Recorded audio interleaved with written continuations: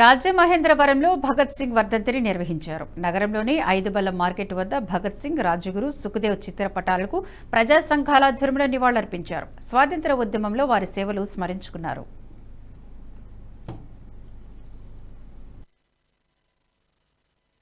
British సామ్రాజ్యవాదాన్ని తొదముట్టించడం కోసం అతి చిన్న వయసులోనే జాతీయోద్యమ భావాల్ని పుణికిపుచ్చుకుని బ్రిటిష్ వ్యతిరేకంగా పోరాడినటువంటి విప్లవ వీర కిషోరు భగత్ సింగ్, ఆయనతో పాటు హిందుస్థాన్ సోషలిస్ట్ ఆర్మీలో పనిచేసినటువంటి రాజగురు, సుఖదేవ్, ఈ ముగ్గురు 1931 మార్చి 23వ తేదీన బ్రిటిష్ మూకల చేతిలో ఉరి తీయబడ్డటువంటి రోజు. భారతదేశ స్వాతంత్రం కోసం ఈ దేశ ప్రజలకి అందరికీ తిండి, అందరికీ బట్ట, నిలవ నీడ కావాలని చెప్పి, ఒక సమాజం రావాలని చెప్పి భారతదేశంలో ఆశించినటువంటి విప్లవ వీర కిషోరం భగత్ సింగ్.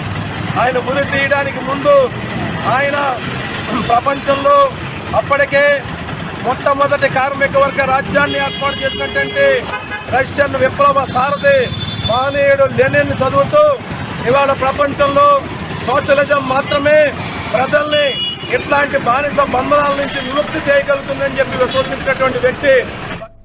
ఈ వీడియో మీకు నచ్చినట్టయితే లైక్ చేయండి, 10 మందికి షేర్ చేయండి. అలాగే కామెంట్ల రూపంలో మీ అభిప్రాయాలను మాతో పంచుకోండి. Nationalist hub group of channels ను సబ్స్క్రైబ్ చేసుకుని తెలుగునాట జాతీయవాద జర్నలిజాన్ని ప్రోత్సహించండి. ఈ వీడియో కింద ఉన్న బెల్ ఐకాన్ పై క్లిక్ చేయడం మర్చిపోవద్దు.